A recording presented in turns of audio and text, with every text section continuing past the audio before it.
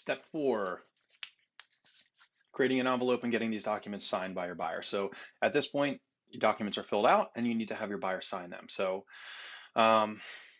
the fastest way to do it is, let's say we want all of these documents signed. You can either hover over and click on them at the top left, or you can come over here and click select all. Either way works. The next, just click on this little pen here, create envelope. Now this is like you got your documents and they're printed out, and now you need to make sure the client signs where they need to. So I usually change the envelope name to buyer docs. And I copy this. This is the envelope name in case I need to reference it for some reason, or if I have a couple of these out and I forget which is which, and like I need to remind somebody to sign it because they didn't sign it. But I'm going to copy that and I'm going to paste it down here because this is what it's going to say in the email subject to the buyer. So this is what it's going to say in their email in the subject line. Now we've got our documents here. Let's just say we had another document that we forgot to put in here, or we had a PDF that somebody else sent us that we wanted to have signed, or buyer closing cost worksheet, anything. At this point, you can add the document right here. You can literally just drag a document in and it will automatically upload, or you can click on Room Docs to add whatever you forgot, or you can just click More and upload, and you can upload a document from your files like that. So easy enough. And at any time here, you can just hit save and close, and then you can complete this later and send it later. So let's say we're all good here. These are the documents that we wanted to have signed. So we're going to click Add Recipient. And this is arguably the most important part of this whole process, or you're going to add a lot more time for yourself than you wanted to. Click on Pre-Tag Roles. So again, Add Recipient, click on Pre-Tag Roles. Very important. And you'll see why in the next step. So here are all the potential people that could sign these documents. But for us, we just have two buyers, buyer 1 and buyer 2, and we have me or you, the buyer's agent. So we're going to check all of them off. There you go. And then we need to click on the right here and select who each person is. So buyer 1 is Jim, buyer 2 is Joe, and the agent is James. So selected those 3 people, click Add Selected. Now it's going to put all their info in here, and the emails that you put in should all already be here. All right, now at this point, you just need to hit Next. And since you did pre-tagged roles, all of their signatures and initials will be right where they needed to be. So we can see all of our documents are filled out here. Buyer's names. Here's the signatures. Okay, so quick DocuSign lesson. Let's just say, oops, this buyer's signature wasn't there. I don't know why, but it just didn't fill in. Only the purple one's filled in. It's not there for the blue person. So if we click on this at the top left, we can select Jim, the blue person, then click on signature and drag it over here, drop it to where we want it, resize it, very easy. Then go over here and click on date signed and put that right here. So that's a way to fix that. And let's also say that you forgot to fill something in. You can always click on text box and you can type whatever you want into a text box, and we could put it here if you needed to, okay? Just as an example, you have all those fields over here. So this is a way to free edit anything that you need to within DocuSign. Alrighty, so let's zoom out a little bit. Okay, our documents look good. Minimum 2.5%, 60 days, good. Everything looks fine. No signatures needed there. Since we use pre-tag roles, the signatures for the buyer are where they're supposed to be.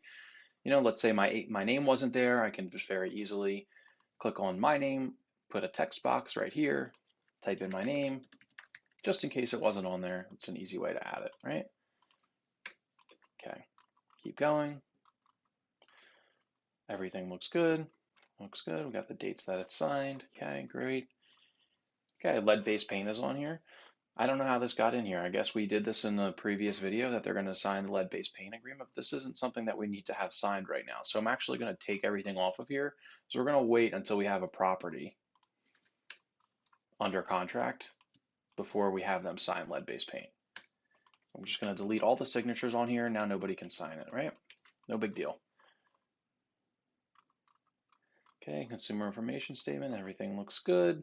For buyers and tenants, because we're representing the buyer, we're good, everything's checked off. Let's say, oops, I forgot to check this off in the previous step.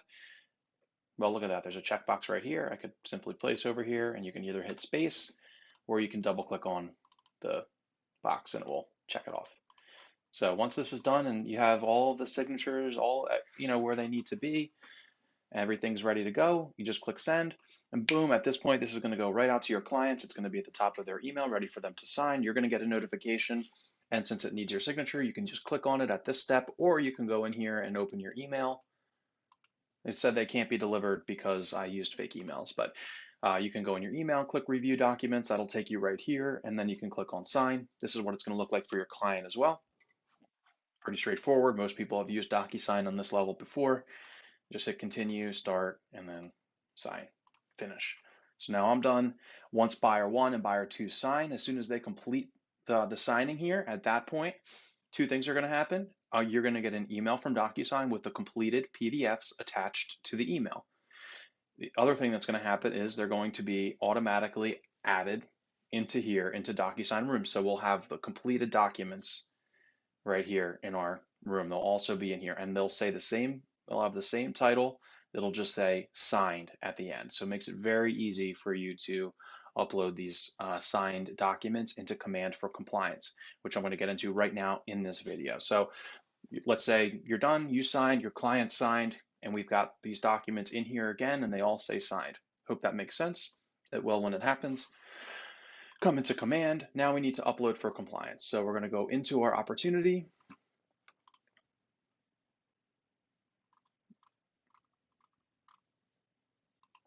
Okay, I'm in my opportunity again here. I'm going to go to documents. We're under the consultation, and we had these 1, 2, 3 documents signed. So we can click add file. Then you can click DocuSign, and they'll be right here, and it'll say signed. All the documents will be right here. That easy. Just click add file, DocuSign, and all the documents are right here.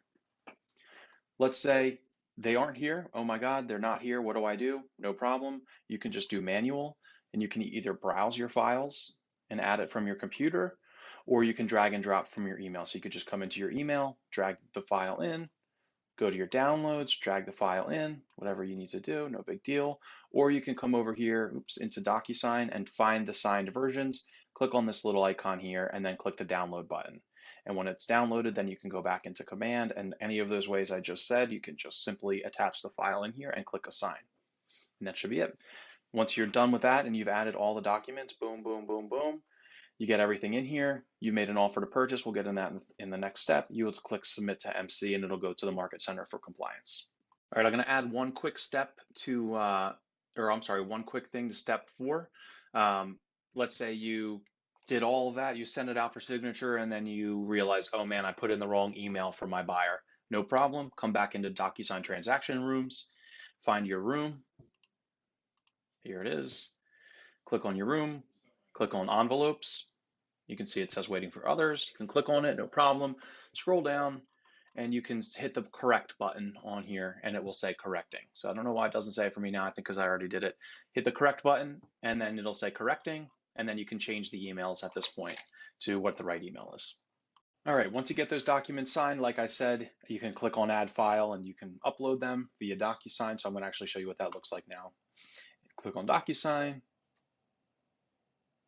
And since the documents were signed, now we can see them all in here. So this was for consumer information statement. So we can just find CIS, signed, click on that, assign, boom, done. Now that's uploaded in here. I can click on it and see it. Now your coach can see it. The office can now see this document since you uploaded it here. It's got the signatures, boom, done. I'm going to do that to the other ones, but let's say I didn't connect it to DocuSign, or it was signed in pen or some other way.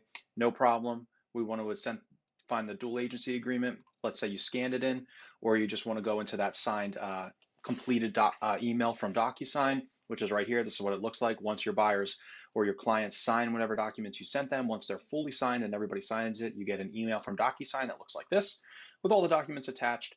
So now I can just find that dual agency agreement, which is right here, and I can simply just drag it right in. Boom, uploaded. Okay, I'll show you one more way to do it. If you don't know, you can't do it like that. So affiliated business we need to upload. So I'm going to go here. I'm going to find affiliated business. That's this. So I'm going to hit File, Save, and I'm going to save it somewhere that I'll remember where it is. So I'll save it to Downloads, hit Save, done. Okay, so it just got added to my downloads.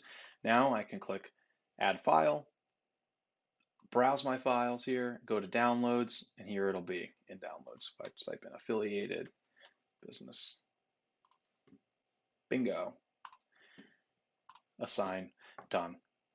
The last document that you'll need to assign in here is the offer to purchase, which I'm going to go over in the next video.